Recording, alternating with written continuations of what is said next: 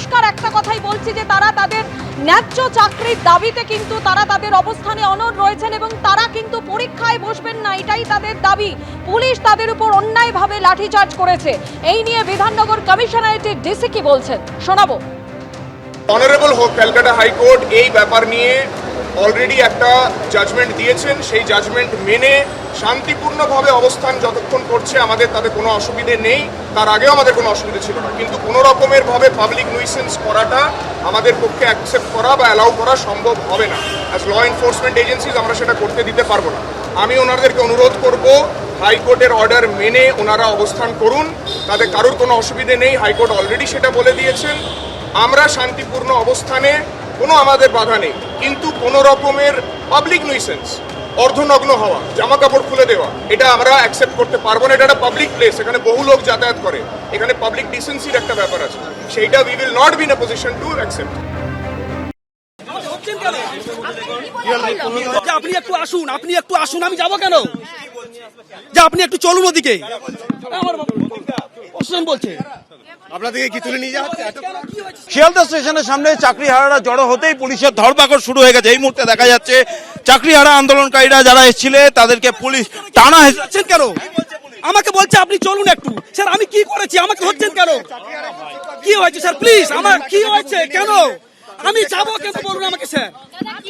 Sir কি হয়েছে? আমাকে বলছে আপনি একটু চলুন, আমি কোথায় যাবো বলুন স্যার? পুলিশের তরফ থেকে দেখা যাচ্ছে চাকরিহারা আন্দোলনকারীরা তারা শিয়ালদা স্টেশনের সামনে জড়ো হতেই একে একে তাদেরকে ধরপাকড় করা শুরু হয়েছে, টেনে হিচড়ে নিয়ে যাওয়া হচ্ছে। আমি ক্যামেরায় আমার সহকর্মী প্রতীককে ছবিটা তুলে দেখাতে বলবো।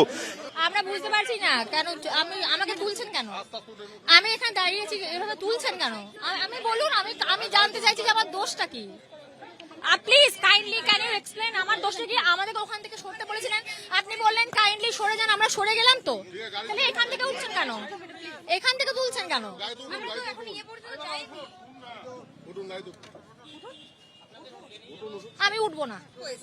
রিকোয়েস্ট কোথায় করছেন? আমরা তো কোনো, আপনার কি কোনো অশান্তি করেছি? আমরা তো কোনো অশান্তি করেছি কি দেখেছেন? কোনো কোঅপারেশন যায়নি, আমাদের জোর করেই তুলছে। দেখতে পাচ্ছ দুজন চাকরিহারা শিক্ষিকা, তারা মেট্রো স্টেশনের বাইরে তাদের সতীর্থরা যেমনটা বলেছিলেন যে আজকে তাদের এই যে পূর্ব ঘোষিত কর্মসূচি, সেই কর্মসূচিতে অংশগ্রহণ করার জন্য তারা এসেছিলেন, কিন্তু এই মুহূর্তে তাদেরকে প্রিজন ভ্যানে তুলে নিয়ে যাওয়া হলো এবং যেমনটা তারা জানাচ্ছেন যে তারা কোনো রকম অশান্তি এখানে সৃষ্টি করেননি।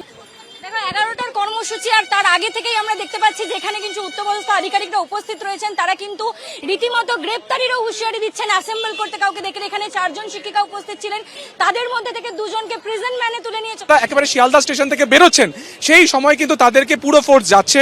তাদেরকে প্রথম দফায় বলা হচ্ছে যে তাদেরকে ফিরে যাওয়ার কথা এবং তারপরে সঙ্গে সঙ্গে কিন্তু তাদেরকে ন্যাপ করা হচ্ছে, অর্থাৎ তাদেরকে সঙ্গে সঙ্গে ধরা হচ্ছে এবং ধরে সরাসরি কিন্তু প্রিজন ভ্যানে তাদেরকে তুলে দেওয়া হচ্ছে। এবং ইতিমধ্যে 5 থেকে 6 জন যারা চাকরি প্রার্থী তাদেরকে ইতিমধ্যে আটক করে নিয়ে যাওয়া হয়েছে।